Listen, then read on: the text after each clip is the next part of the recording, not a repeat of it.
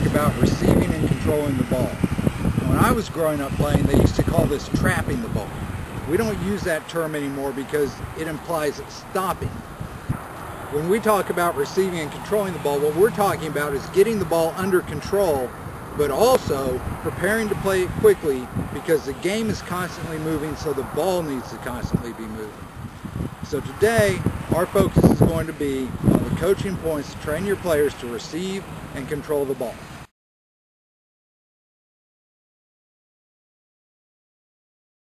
We want to train our players to move their body in line with the ball before the ball arrives.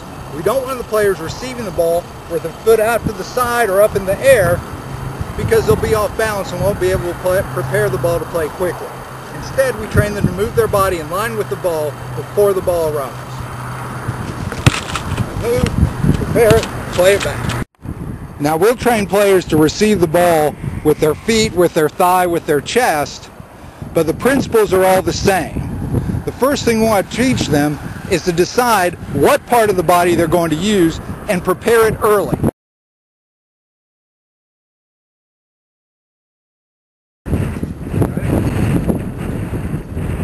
There you go.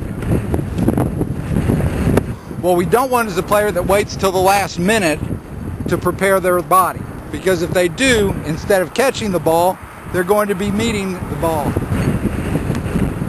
Okay?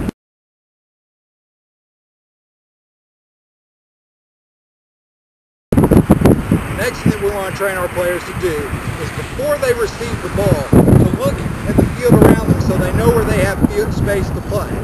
Okay? Play it in, look, and know where you can play.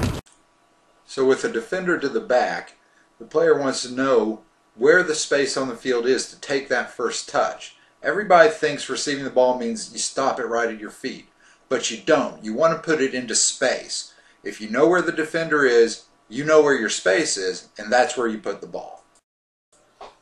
Now, all of our preliminary coaching points are in preparation for the actual contact with the ball, where we train our players to withdraw the receiving service in the direction the ball's traveling as it's received. Some coaches suggest that you even hop.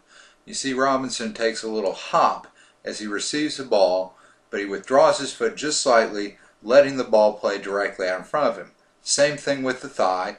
Comes in, present the thigh early, and then just drop it down. The ball plays right out in front, and you're able to play it away quickly. And that's the idea. We receive, we control, and we prepare to play the ball quickly with a minimum number of touches.